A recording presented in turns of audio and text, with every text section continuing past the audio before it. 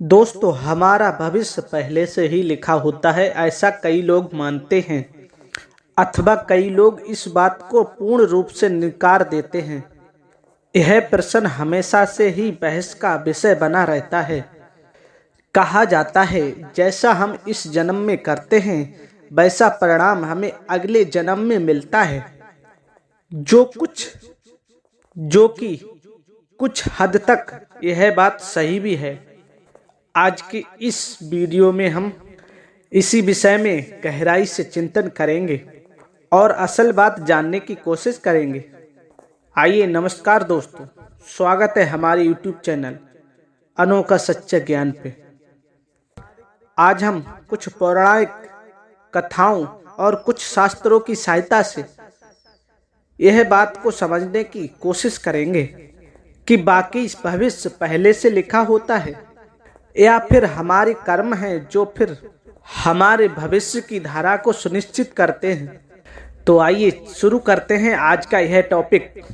दोस्तों, कृष्ण कथा में हम देखते हैं आकाशवाणी हुई थी कि देवकी का 8वां पुत्र कंस का वध करेगा, लेकिन कंस ने यह बात सुनकर कहा कि वह मेरा वध तो तब करेगा जब मैं उसको उत्पन्न होने दूंगा।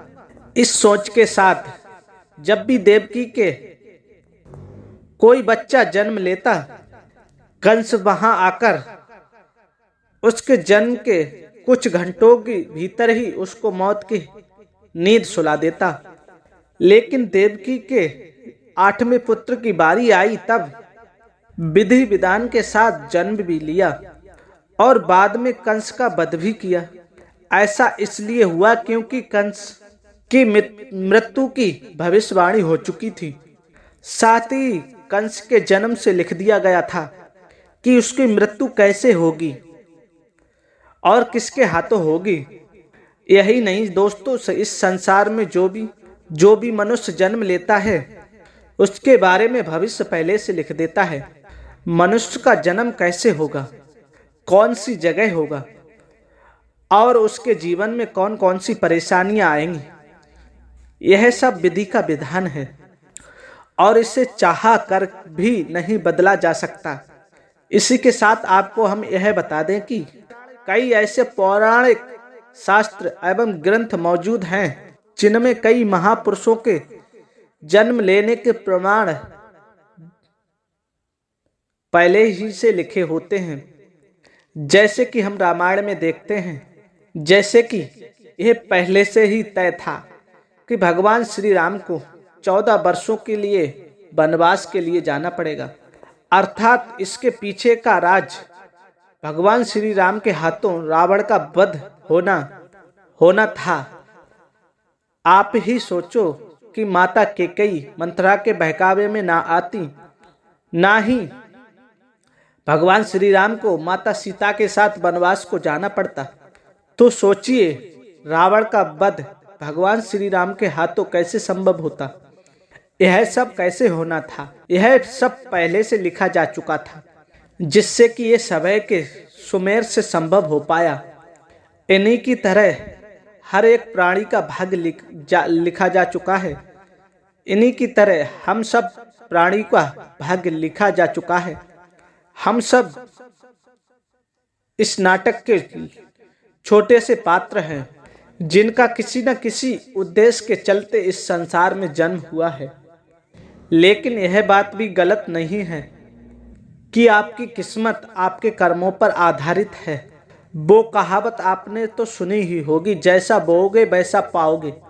अगर आप अच्छे और पुण्य के काम करते हैं तो सदैव आपके साथ अच्छा ही होगा, पर आपने ज़्यादातर जीवन में बुरे काम किए हैं तो ज़्यादातर संभावना है तो आपका उसका दुष्प्रभाव इसी जन्म में देखने को मिल जाएगा।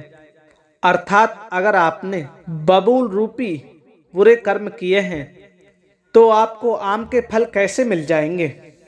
इसलिए हमारे शास्त्रों में धर्म अथवा पुण्य के कर्म करने की प्रेरणा दी गई है, क्योंकि यही वह रास्ता है जो हमें इस जन्म मरण के चक्कर से बाहर निकाल सकता है।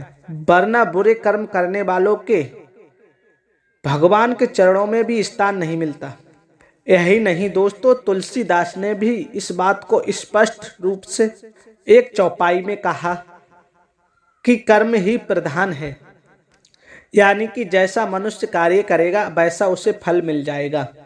इसी के साथ यह बात भी सामने आती है कि पांडुपुत्र अर्जुन के कर्ण का वध लिखा है। पांडुपुत्र अर्जुन के हाथों कर्ण का वध हुआ था।